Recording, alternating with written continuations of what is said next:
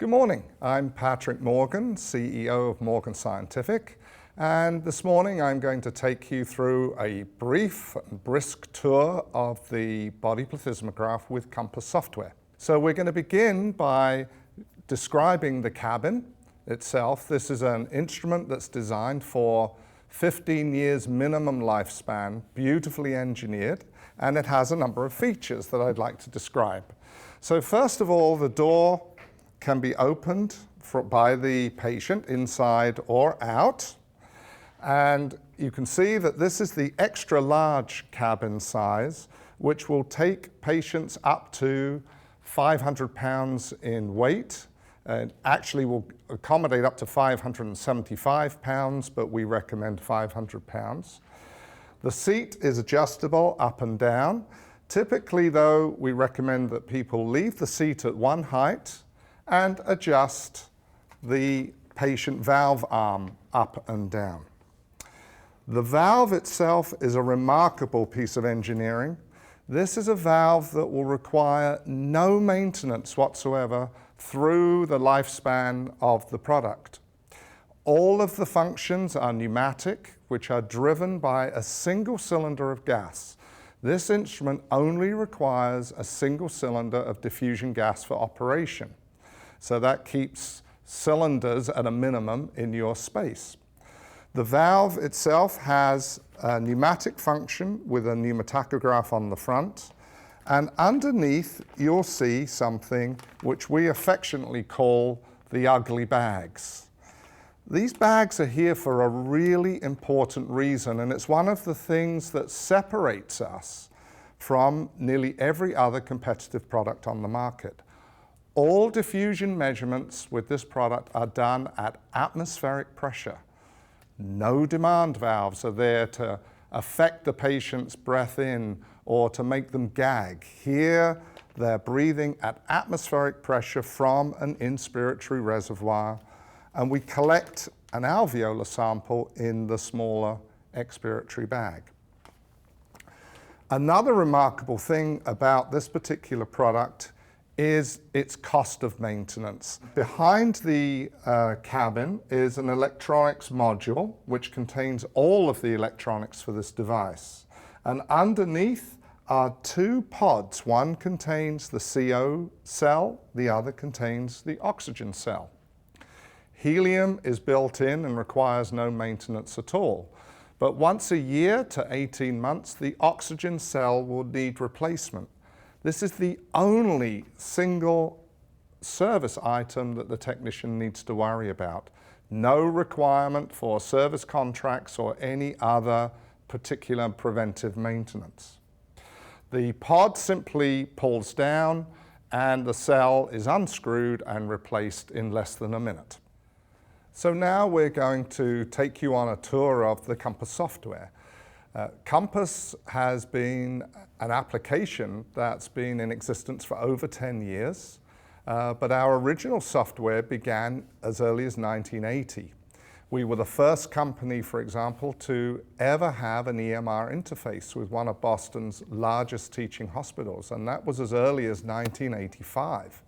Since then, we've had a team of software engineers focused on pulmonary function testing. And another unique thing about our company is the involvement we have with our customers. We invite their suggestions, and what you're going to see is the culmination of years of customer input into this specialized product. So we have our patient here ready to go. As far as using the plethysmograph, the only test that requires the door being closed is plethysmography, resistance or volume of thoracic gas testing.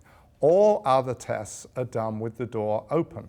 So we have our patient sitting in the cabin, we have the valve at the correct height, and she's just sitting comfortably. So as far as ComPAS is concerned, normally we're linked to a hospital EMR, and we could find the patient by simply entering an ID number or last name. In this case, I'm calling back a patient who's been tested before, and we retrieve the patient record, And the record comes back with the patient's height and weight, their smoking history, and it also recalls which physician they've been seeing in the past. ComPAS software is ready for ICD-10. So when it comes to diagnosis, we're able to enter either ICD-9 or ICD-10 or both. This becomes quite a useful tool later on when we want to research the database and look at particular facets of interest. For example, we could look at patients who are aged 15 to 30 with a diagnosis of asthma and retrieve all of their pulmonary function data for research purposes. Once we've agreed the patient's height and weight, we're into the testing screen. All of the products, and this one is no exception, have sensors for barometric pressure and temperature for correction of BTPS. So those have been read in, and all of the testing is, the test capability is down the right-hand side, each of the tests that are available with this product. We're going to begin with the traditional starting in an American lab, which is flow volume loops. Pretty much, the flow volume loop can be done with any particular method. We will start off with the normal way of asking the patient to breathe normally. And then I'll ask her to take a deep breath in, all the way in, blast it out. Keep it going, keep it going, keep it going. On the screen, we have a forced expiratory time meter that allows us to see that she's fully empty past 6 seconds. Deep breath in, and the space bar will accept the test. For every test that's done, we follow the ATS criteria. And you'll see that there's a hollow check mark beside this effort indicating that the test met all of the individual criteria for good flow volume effort. If I want to repeat it, I can simply hit the space bar. And here is the patient breathing away. And again, I'll ask deep breath in, blast it out. And now we have both a forced expiratory time meter and a meter showing best effort of FVC so far. Deep breath in. If the meter is beyond 95% and the FET is past 6 seconds, we can almost guarantee that that's going to meet ATS criteria, as long as there wasn't a poor start to the loop. With the flow volumes, we have some very attractive incentive screens. And to engage the incentives, we simply click on the smiley face and start the test. And the incentive, in this particular case, we have a dragon. And you'll notice underneath the dragon is a red bar. And I'll ask the patient to take a deep breath in and blast it out. And the idea is for the patient to try and empty that bar, which she's done quite easily. Deep breath in, and the test is accepted. There are a number of different incentive screens. By right-clicking, we can choose options. I mean, one that's very popular is a birthday cake. So if we did that one more time, you can see the birthday cake animation. And here she is breathing away. Deep breath in. Blast it out. Keep it coming, keep it coming, keep it coming, keep it coming. The incentive, of course, can be gauged to deep breath in to whatever you want. So if you want the patient to achieve beyond their best FVC, you can set the incentives to, say, 105%. So you're always pushing the patient for a better effort. Now, a very common problem in pulmonary function labs is you're often interrupted with different things going on. And so we may have given the patient a bronchodilator at this stage, and suddenly the phone goes and I forget where I'm at, and I'm broken in concentration. So I run the test. So we do one more test. I'll turn off the incentive this time. And of course, this is supposed to be a post-bronchodilator test. And it's only about this stage, deep breath in, blast it out, that I realize, oh no, I'm capturing it as a pre-bronchodilator test. Deep breath in. And I feel now that I've captured it in the wrong place. With this software, we're able to simply click on that effort, drag it down, and drop it into post-bronchodilator. So you can retrieve a test that you've made in error. The technician normally doesn't have to sort out the best tests. These are done automatically by ATS criteria. You'll notice on the screen that there is now a giant check mark and 3 solid check marks. This indicates the patient not only met individual effort, but also reproducibility, so you can move on. But the more experienced technicians may want to make decisions and change where the data or the graphics are coming from. They can select inspired and expired graphics, inspired and expired data, or individual data, like the best peak flow from an individual effort. So that's pretty much flow volume loop. We have the ability to do slow vital capacity with the plethysmograph, either as an individual test as you're seeing here, or as part of the lung volumes when we do the plethysmography. So here we just ask the patient to breathe quietly and let them settle down. So here we are just settling down now.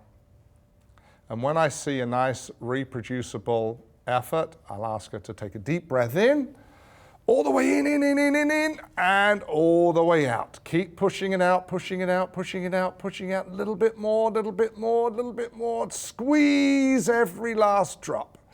Now the meter here is very helpful indeed, because for most patients, you would expect the slow vital capacity to be the same or greater than the forced vital capacity. So that's a useful meter. Also, you'll notice on this test that the patient took a while to kind of settle down to stable tidal breathing. That's not unusual. We have the ability to adjust the baseline so that we can make sure that the measurements of expiratory reserve volume and inspiratory capacity are done properly. You can also do MVVs here. The MVV is simply getting the patient to do maximum breaths, almost as if a tiger sprung in the room and they want to run away. So we get them going, off you go, deep, in and out, and here we go. We encourage them to go for 12 seconds if they can. If you have to stop the test because they're petering out, you can do between 10 and 12 seconds. In this case, the software noticed that the test was a poor test, so it's told the technician what is wrong and how to correct it. I want to move briskly now to single breath diffusion, because this is an area where so much in the industry has gone wrong, that there are too many products out there that are really measuring diffusion and forgetting some of the basics. In this system, we utilize the bags that I mentioned before. So what's happening now is the large inspiratory bag is being emptied and the small bag being emptied and then filled with enough gas for the patient to do the test. This is a very efficient product when it comes to gas utilization. So typically, from an H cylinder, you could obtain 250 complete studies. That may be studies with 2, 3, or more diffusion efforts. Most of the time, only 2 are required. So the reservoir is filled, it's sitting there just flaccid at atmospheric pressure, ready for the patient to breathe in. So we simply ask the patient to go onto the mouthpiece, and a space bar will start the test, and we can ask them now to breathe, take a breath in, and all the way out. All the way out, till you're completely empty. Deep breath in, all the way in, The yellow target range is the required inspiratory capacity for diffusion. Breathe all the way out. And simply the technician waits for the line to reach the second goalpost and the test is captured and the patient can come off. There are a number of things that have happened here. First of all, the patient was completely comfortable breathing in on that bag. There was no feeling or gag reflex, no pressure coming to the patient. It was all done with their natural breath in. Secondly, they held their breath, and when they went to breathe out, we threw away, we discarded the first gas that came from their lungs because it was dead space volume from the mouth trachea, where there is no contact with diffusing alveoli. So we threw that away and then collected an alveolar sample in the expiratory bag. The gas analysis here is deliberately timed so that the patient, while the gas analyzers are collecting data, the patient is able to get rid of the gas that they've just breathed in, so that we're able to capture the test data, get the instrument ready, and then do the second diffusion test. All of these things provide reproducibility of diffusion that exceeds any other product on the market. It is the reason that these products are chosen by the best teaching hospitals in the United States, and in particular children's hospitals. We're able to get very reliable, reproducible diffusions even on small children and very sick adults. So the gas analysis you're seeing here is part of the design of diffusion and doing it properly.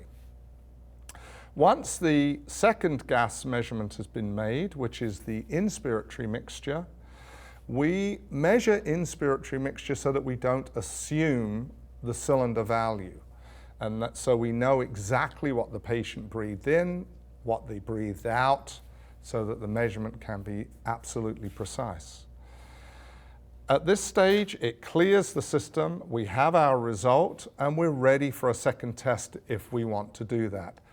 For time, I'm going to move on, but normally you would do a second test.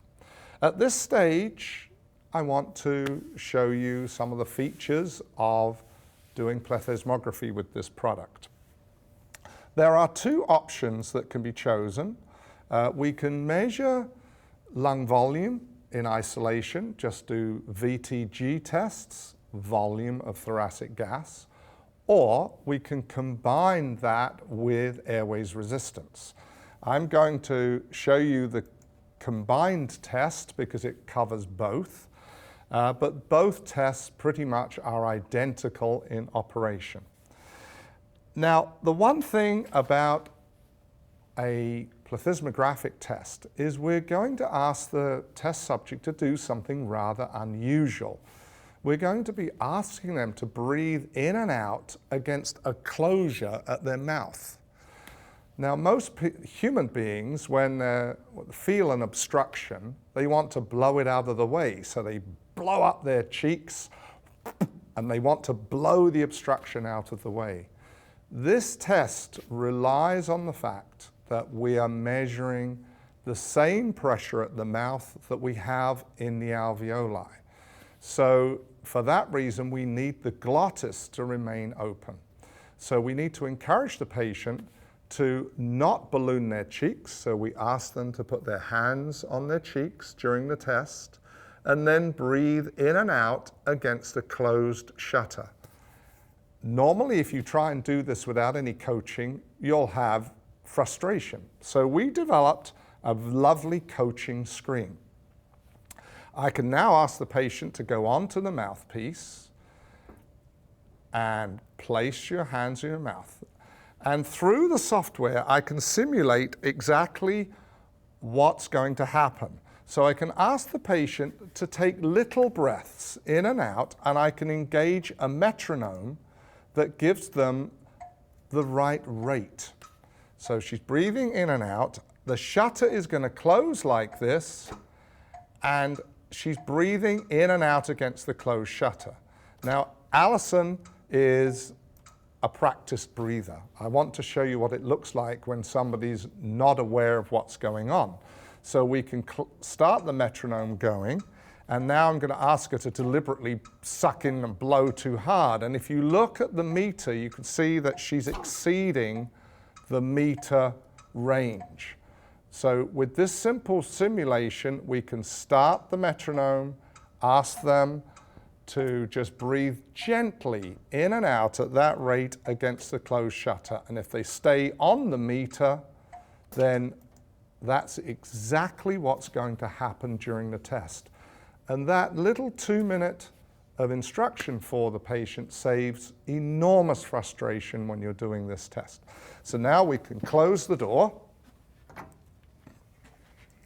And as soon as the door closes, a second meter is engaged on the software, which is looking at stability. The principle of measurement here utilizes Boyle's law, which states that P1, V1, T1, pressure, volume, and temperature, equal P2, V2, T2. We've just put a hot human being into a closed space. So the temperature is being changed in the cabin. The purpose of the second meter, which we call the box equilibration meter, is to monitor temperature and wait until the temperature is stable. When temperature is stable, we can simplify the Boyle's law formula to P1 V1 equals P2 V2. There is an indicator, a color indicator on the meter, which will turn green as soon as the test is ready. So while this is going on, a vent is opening and closing, waiting for the temperature to equilibrate. Typically, it's about 30 seconds, and you're ready to do the test. So I think on the next pass, this is going to be ready, and we can go into testing. And there's our green indicator. So at this stage, we simply ask the patient to breathe quietly. This is the most important part of any plethysmographic study, because here we need to establish their resting end tidal position, their functional residual capacity. So once I see that, I can hit the metronome, but with an M key, and ask her to breathe to that rate, little breaths in and out, and I hit the space bar, and here we're capturing the S raw, and hit the space bar again, and we're capturing the box pressure, mouth pressure, and ask her to take a deep breath all the way in, and all the way out. Now you can either do a full vital capacity as we're doing here, or we can just do inspiratory capacities. So I'm going to suppress this meter because we don't need it, and we'll repeat it. We don't need to equilibrate, so we do the same test again. And here she is just breathing away normally, and this is important that at least 4 or 5 tidal breaths are captured at the same level so that we know that she's quietly at her FRC level. And then I'll ask her to take little breaths in and out, a little bit faster, and here we capture the resistance, and now we're capturing the lung volume, and take a deep breath in, and the test can end there. So that is measuring resistance. To do a simpler test, we can go to VTG if we want to only do the lung volume. The start is exactly the same. Here she's breathing away normally. And you would also use the same coaching screen. So we wait until her tidal breathing is stable and at the same level, and ask her to take little breaths. The shutter closes. Here she is breathing against the shutter. Deep breath in, and the test is complete. At this stage, we've finished everything that we need to do with the closed door, so we can open the cabin door. There are two further tests that we have here for respiratory muscle strength. MVV is a test of neuromuscular efficiency, but we also have two additional tests here. The test of respiratory muscle strength, maximum inspiratory pressure, MIP, and maximum expiratory pressure, MEP. We'll start with a MIP, and so here the patient just breathes away. I ask her to breathe all the way out, right out, right out, right out. The shutter closes, deep breath in, and she breathes as hard as she can against that shutter. And we'll do one more. So breathe all the way out. I hit the space bar, the shutter closes at the end expiration, and she sucks in as hard as possible. The MEP is the opposite, by simply asking the patient to take a deep breath in, close the shutter, blow hard, hard against the shutter, and we have our maximum expiratory pressure. A further test, which is very popular in children's hospitals, is the measurement of cough peak flow. In this particular test, we ask the patient just to breathe normally, and you're seeing on the screen an axis which is now flow versus time. So I'll ask the patient, deep breath in, cough, and just let her relax a couple of breaths and repeat it. So deep breath in, cough, as hard as possible. And the largest cough is always retained. You can do individual coughs or a series of coughs. At this stage, we've completed all of the testing that we want to do. Typically, you would be going back and doing post-bronchodilator studies, in which case you can hit the P key to toggle between pre and post. We've already covered that in this demonstration so far, so I'm going to go down to the bottom here and show you a couple of useful features for the technician. The technician can click on a history button that allows them to look and see what was done on previous efforts. So if it's a repeat test, you can be encouraging the patient to do better because they gave you a better result last time. So you've got the ability to look at that. You can look at their past efforts of loops and compare. You've also got the ability to enter any blood gas values or oximetry. And one of the features of the product is that we can utilize the non-in-wrist ox and do 6-minute walks. This product, typically the way this is used would be that you would start off gathering resting information, take the probe off the finger, walk the patient out to the corridor where you have your track set up or your distance set up, collect the 6-minute walk, bring them back with the finger probe still on, and then do resting recovery capture. This device interfaces directly with ComPAS so that all the technician needs to enter is the perceived exertion scale, whether or not they were on supplemental oxygen, and enter the distance. And everything else will come directly into the software for reporting. So at the conclusion of testing, the technician can enter any comments that they wish to enter. Comments can be predetermined by the technician, so they're not typing the same thing over and over again. And at this stage, simply click on Report and generate a report.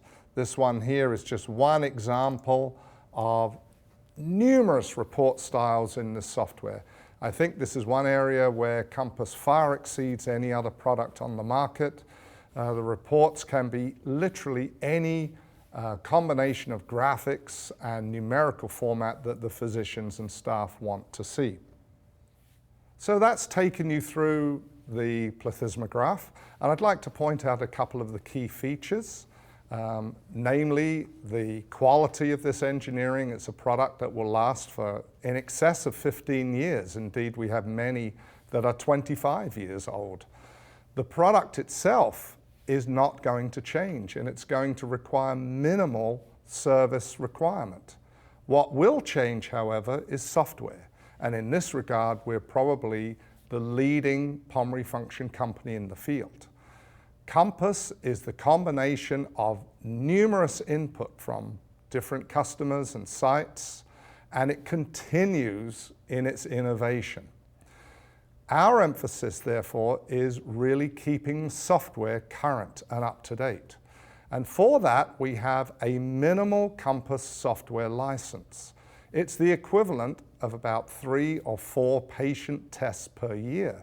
And for that, you have direct communication with our company.